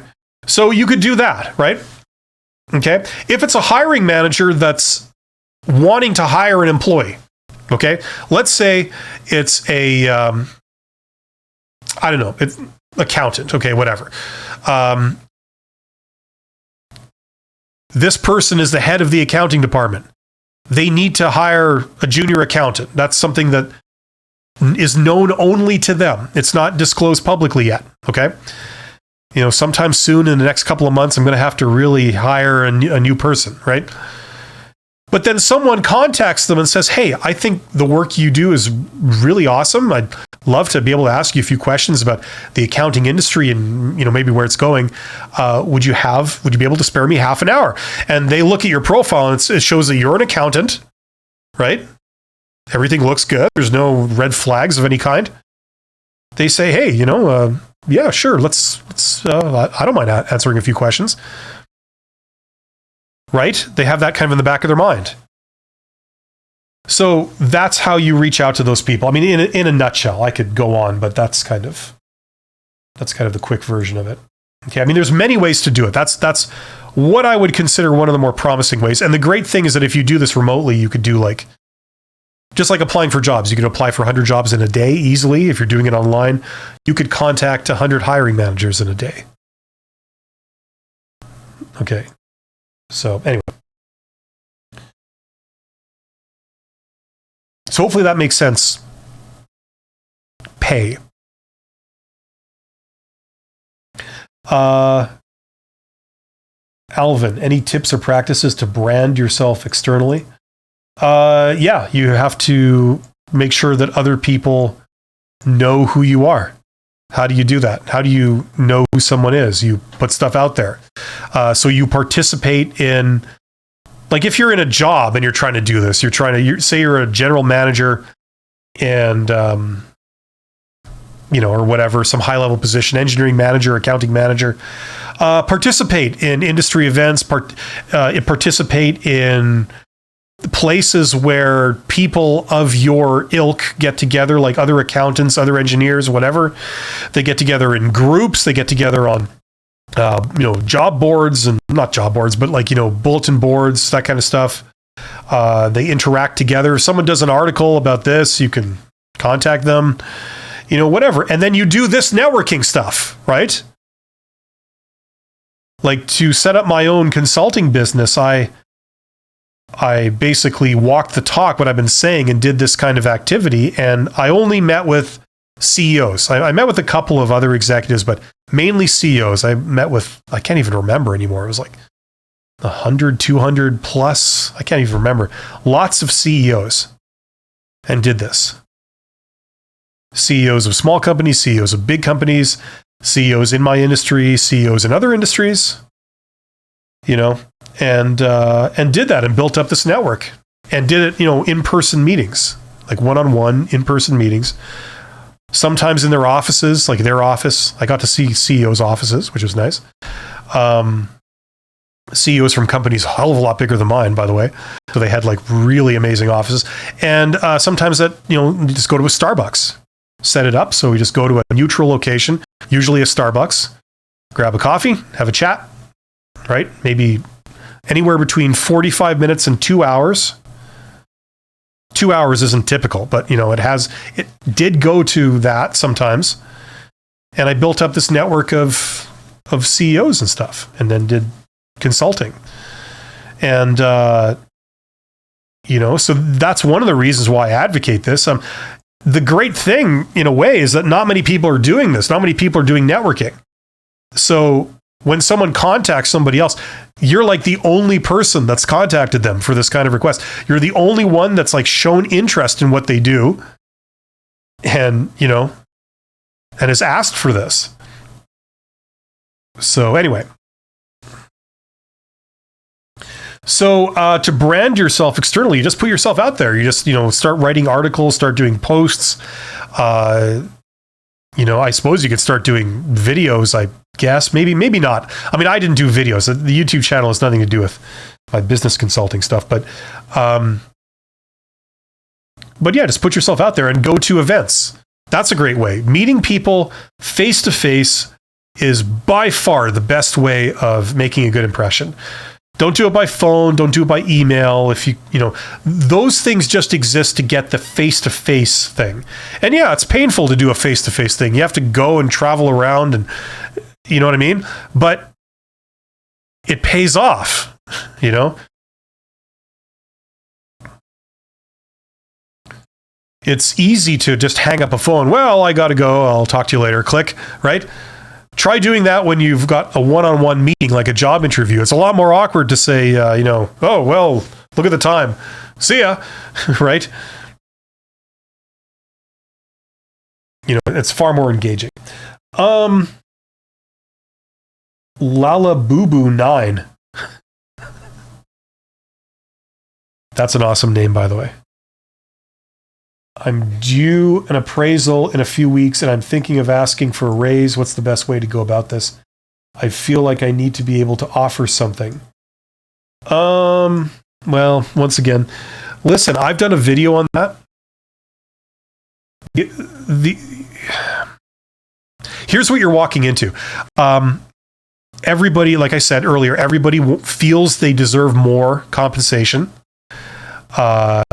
Everybody asks the boss for more in various ways. The boss sometimes would like to actually pay everyone. Like, I know what that feels. You know, you're in charge. You would like to pay if you had the choice, you would pay your employees like $1 million each to be there. You know, I mean, talk about having a dedicated, hardworking, committed workforce. If you could pay them $1 million each to be there, you would.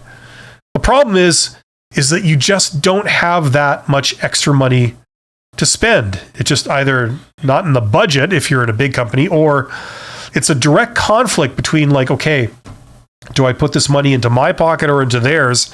And, you know, if I put it into my pocket, it's like the business is good right now, but that could change any moment and then I'm screwed. So that's the problem.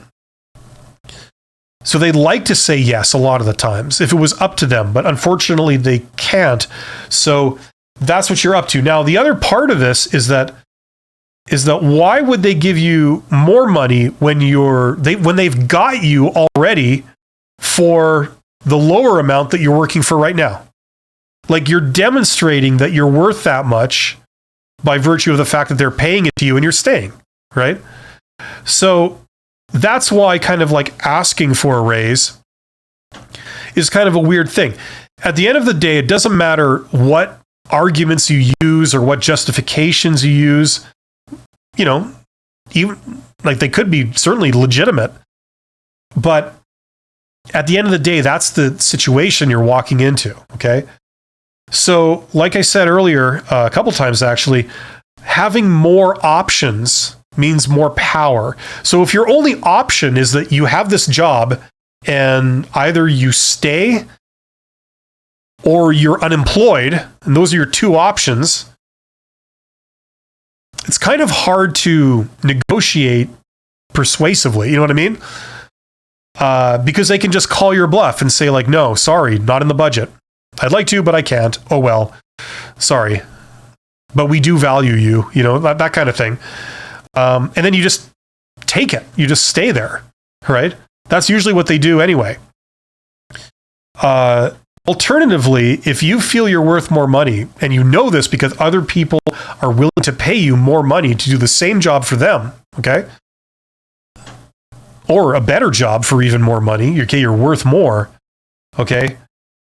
Get the proof. Get a competing job offer in your hand. You're making 35 right now. You want 39, right? Here's a job offer. They just offered you 40. Okay? So what you do is you go to your boss and say, look, I need 40 or I may not be able to stay, unfortunately. And they'll do their standard response, which is, sorry, can't. Whether that's true or not, usually not. And then you say, okay, well, listen, I have to give my notice. Right? And give it to them in writing. And then if it was a bluff on their part and you are valuable, they'll come back and say, you know, wait, let's talk about this. You know, just don't do anything hasty. What's the offer? Let's see if we can match it. Right? And you don't, rule number one, don't show them the offer. Don't show them who it's for or any of the details. Just tell them, I need this much. That's all that's relevant. That's all I need to know. Revise my salary upwards to this much, and then I can stay. Right? You see, if you have options, you got power. Then you can say no to people, and it's not a bluff. Okay? And then, if you are worth more, and you are valuable to them, then that's where it comes out. Okay? But if your only option is to take whatever they give you or be unemployed, and those are your only two options, it's kind of hard to force people's hand to give you more money. That's the reality. Sometimes there's a humanistic element to it. Sometimes your boss is just like a very nice person, and you know they feel, you know, like, you know what, you're a great employee. You've worked very hard. You've always gone above and beyond, and I do have a little more money in the budget. And you know what? Yeah, I'll give you 40. If that would keep you happy, you know, if that would allow you to stay, you know, and stay committed, hint, hint, and work hard, hint, hint. Sure, I can swing that. Okay, that's all I can do, but I can do that much. And I hope you appreciate, you know, how the sacrifice I'm making for this too. And you say, oh, yes, I really value working here, and you're absolutely awesome. You know, I'm going to do my best. You know, that kind of thing. And say, okay, great. You know, maybe you have a great boss, and in which case, that's all you need to do. But that's unfortunately not the norm. That's how you know you're working in a good place, by the way, if you have a boss like that. You know, and you have a good working relationship with them. Anyway, hopefully that makes sense. Once again, these negotiation stuff, it's a big topic. It's a really big topic. It's hard to summarize it, but hopefully that gives you the gist of it. Sharon, if I'm saying that right. Sharon, how effective is internal referral for an advertised job? I applied and haven't heard for a week now. It could go both ways. Sorry, I know that's not a very helpful answer, but it depends what's going on. Sometimes organizations, they post a job publicly just as a facade. They really wanted an internal candidate. Okay, and they a lot of times have someone in mind that's ready to step into the role. And they're just going through the motions to try and convince people that it's fair and they have looked outside when they really haven't, and it's all just a complete dog and pony show. Other times, they legitimately want a new person and they are legitimately looking outside the company, because the general rule is if you want things to go on as they are, like slow and steady, don't rock the boat, just keep on growing, keep on trucking, you get an internal candidate, okay? No big change necessary. We're just going to get an internal candidate. However, if things haven't been going that well, or you're going to need to implement drastic changes to adapt to the future or the way the industry is going, and you need new thinking, and you need someone to be a change agent, then you look outside the company. You bring in someone from the outside. In that case, even if you applied internally, and yes, they know you and they trust you, but they need a change agent, and the conventional thinking is that for that, usually you need someone from the outside. So it's nothing personal about you, and it doesn't make any commentary about your abilities. It's just that they are convinced that an outside candidate is the way to go. So those are two examples of what could be going on. Okay, it could go both ways on that one. You don't know what you're up against. Listen, one thing everybody has to keep in mind when doing a job search is, I know this is easier said than done, especially when you're young, but people come out of this process because of the rejection. Their self-esteem takes a major hit. Their self-confidence takes a major hit. They perceive the rejections as like some kind of statement that, you don't have any value. You're unemployable. We don't want you. You're no good. That's what the message that a lot of people get. They read it between the lines in this process. And that's incorrect. Like any salesperson, you talk to any salesperson, they'll tell you, like, you could be selling the most amazing product ever, and most people are still going to say no to it. Right? It's a numbers game. And that's what's going on. Incidentally, we were talking a lot about networking today for some reason. Another interesting thing is that only something like 20% of all jobs are posted. And that's true, by the way. That's not, I saw an article somewhere where somebody was like writing an article saying that's false. It is not false, okay? I have been living that for most of my career for the last 20 years. Certainly. There's a lot more hidden jobs than there are posted jobs. So the problem is, in the posted job market, of all the jobs where they've like posted the job publicly on a website, on a job board, anything like that, all those jobs you see, that's like 20% of all the jobs that are out there. Okay. The other 80% you're not seeing. Okay. And I don't know what the numbers are, but they've got like a lot of people, most people, competing, or at least at low levels, competing for the posted jobs.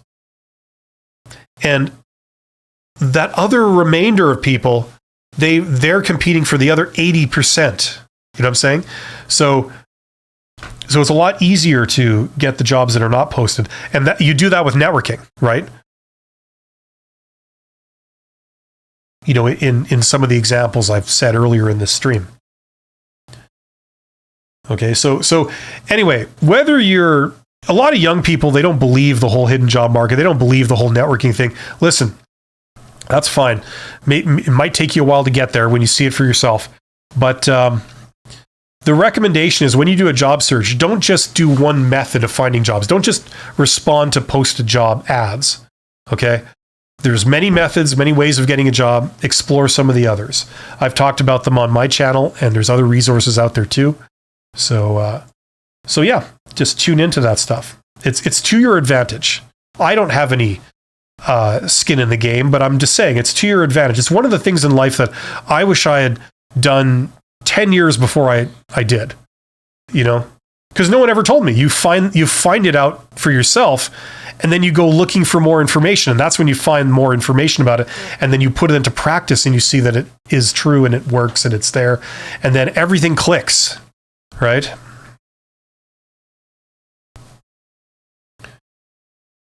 Okay, where did I leave off here?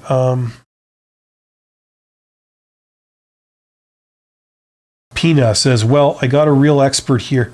I must ask. Oh, thank you. I got electronics and I guess, IT experience. How do I sell myself as a car mechanic for better pay? Do you have any experience or credentials being a car mechanic?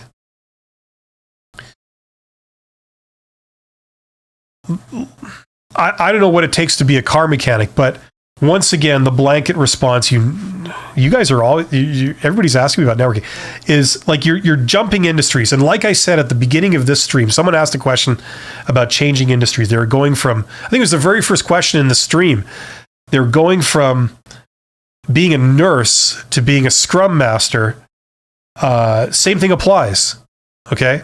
If you go through a recruiter and say, I want to be a car mechanic, maybe there's a big garage, they have a small HR department, maybe one or two recruiters, and you have to apply for a job. You send in an application as a mechanic, and they look at your resume, and instead of seeing all these automotive related things, they see IT and they see, electronics, work. I don't know if you're a technician or something.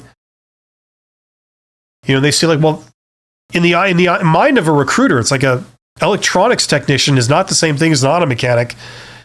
In their mind, they're two different things. Even if some of those skills could easily carry over, in the mind of a recruiter, all they know is that those are two completely different things. And they say, sorry, this person is not qualified. So next applicant, please. Right? That's the problem. So that's how a recruiter will handle that. In order to get the job, you've got to talk to somebody who isn't a recruiter. The best thing to do would be to talk to the shop manager. Okay? You do the networking thing that I've described a couple of times in the last half an hour and connect with several shop managers, okay, in your region, in your location, and talk to them. Say, hey, I'm really passionate about cars and, being a mechanic. My brother was a mechanic, whatever your story is, and I know it's a really interesting industry and that kind of stuff. And I've got some skills, I'm a technician. I've done, stuff in other areas, but I'd really like to get into this. And I do have this. I don't know if you go and get yourself some minimal qualification in auto mechanic. I've done this course on, basic auto repair or maintenance or whatever, and I've done this work. I'm really passionate about, this kind of thing. If ever you have an opening for like a junior mechanic's assistant or something, if ever you need someone, or even just you need someone to sweep the floors or whatever, let me know, because I'd love to work in a garage. I'd love that kind of thing. Now, the whole point of this, by the way, is you don't want to get a job sweeping floors. You want to get a job sweeping floors so that you can get your foot in the door. Then you're on the inside of this awesome mechanic shop. And then the moment they need another person, another mechanic, you're in there, because not only do they know you have the skills and they know you're passionate, but they trust you. That's the idea. Okay. That's another way in. Okay. Hey, you got to work sweeping floors for a month before you get your mechanic job. I think most people would do that. That's the price you got to pay. They call you in. They say, could you help out? They're short a day. You say, hey, I could do that. Right. Next thing you know, you're helping the mechanics. Next thing you know, the mechanics like you and they see that you've got some skills. Next thing you know, you're a part-time mechanic. Next thing you know, you're a full-time mechanic. That kind of thing. Or you're a part-time mechanic, you put that on your resume, and then you get a mechanic job somewhere else because now it's on your resume. Anyway, I could go on. There's all kinds of possibilities. Now,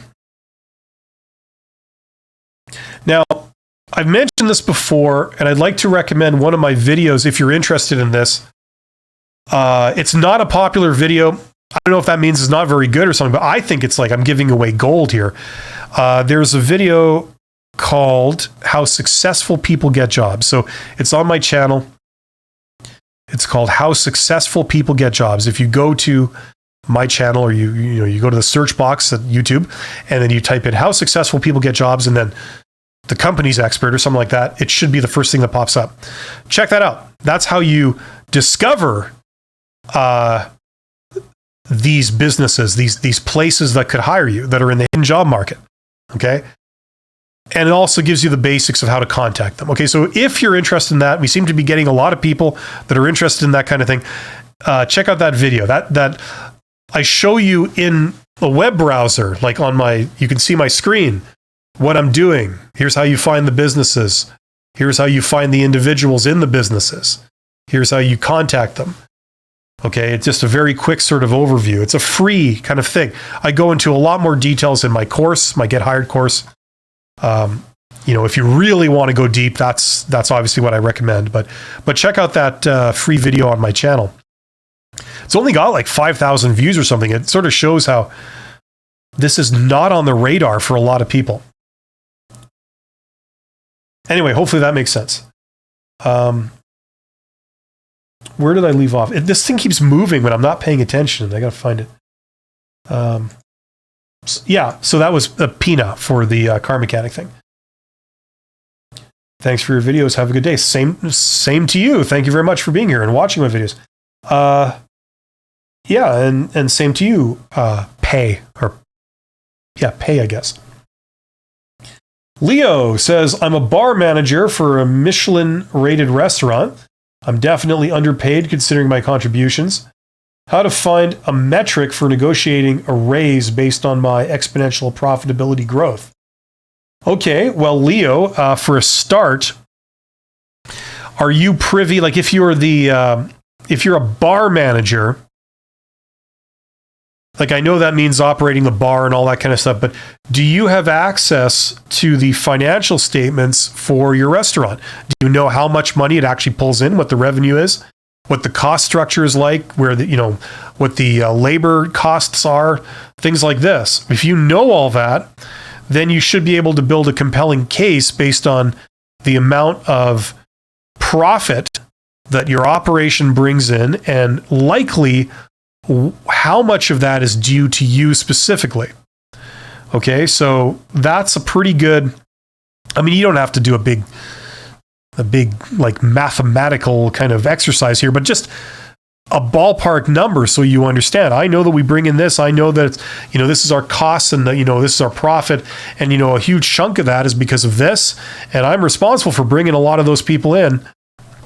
Or it's all repeat customers or whatever. It's like they come back because of the great service. I know that by dealing with them face to face every single day. So you can probably make a case from that. If not, then you can try to estimate it if you know what you're doing. Okay.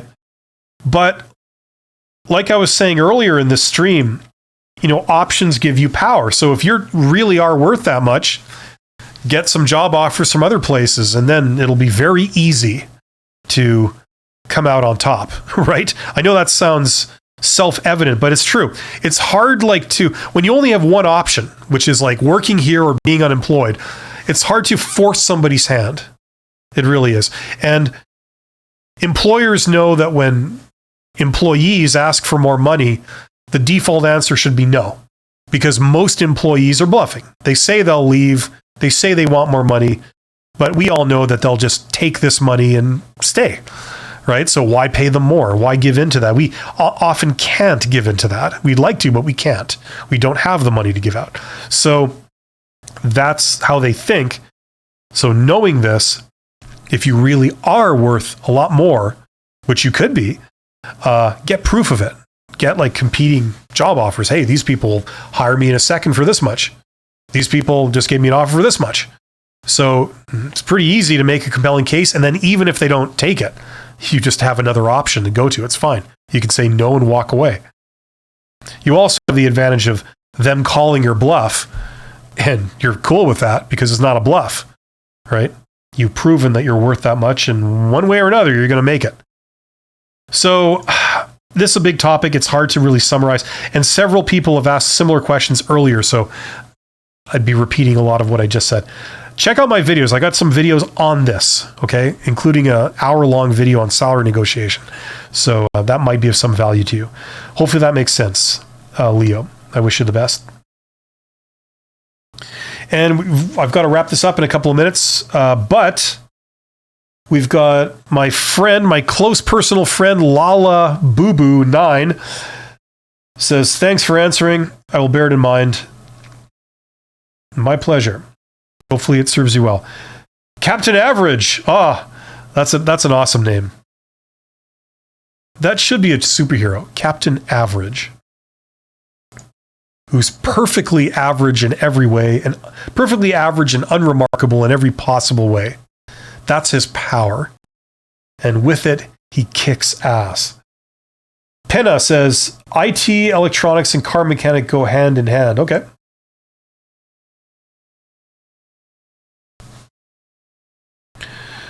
Then it shouldn't be a problem then, right?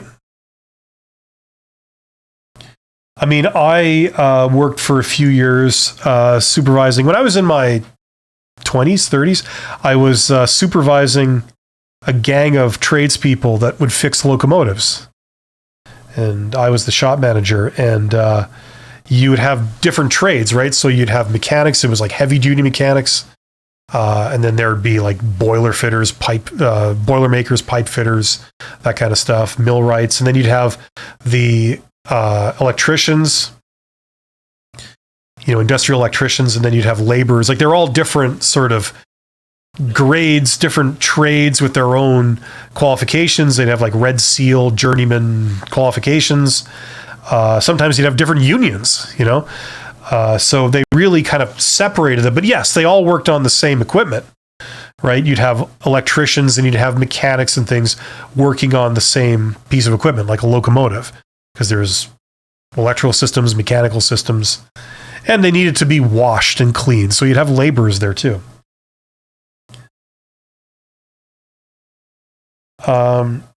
Leo, I do have access to daily sales. Great advice. Thank you. Okay, good. Yes. So if you know what you're looking at, or, if you don't, if you have an accountant friend or something like that, you could just bring it to them and say, hey, like how much would I be pulling in? What would be a reasonable, estimate of my contributions to the business, either in absolute terms as someone in my role, or that I personally would be able to contribute over and above another person in this role.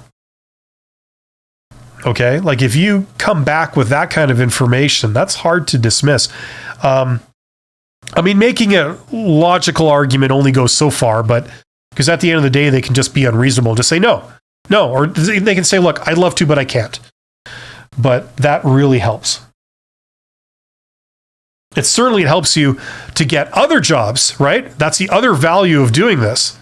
Okay, you can go to a job interview for a bar manager in another bar in another restaurant, and they'll say like, why should we hire you? What can you bring? And you say like, well, I can improve your bottom line by this, not just by being in this job, but over and above this much, over and above what other bar managers would be able to do because of these particulars, and then you go into shop talk about how you do it. And they think, oh, okay, there's the high level reason to hire this person, and they're also demonstrating they know their stuff. So very powerful. Anyway, I got to get rolling. It's been a couple of hours, so thank you everybody for being here. You guys are awesome.